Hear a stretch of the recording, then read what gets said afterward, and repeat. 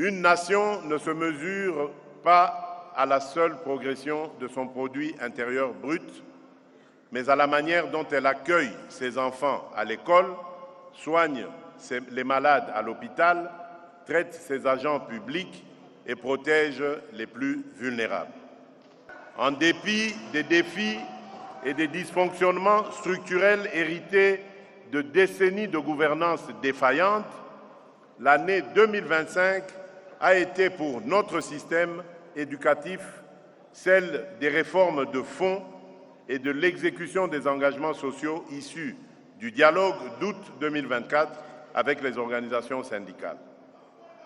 Au niveau de l'éducation de base, nous avons consolidé la gratuité de l'enseignement primaire et amélioré de façon tangible les conditions de celles et ceux qui l'apportent au quotidien, les enseignants.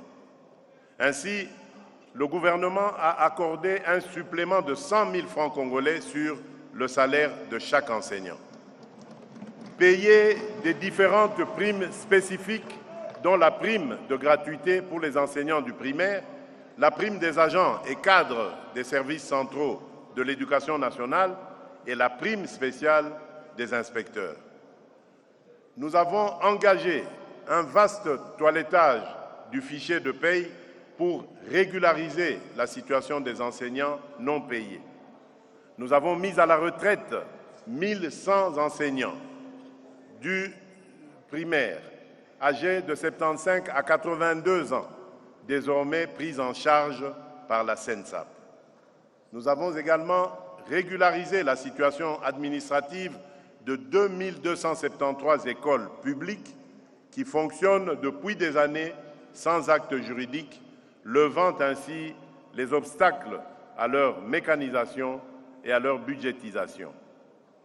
Nous avons également élaboré un statut particulier du personnel enseignant, alignant leurs droits sur ceux des agents de carrière de service public de l'État.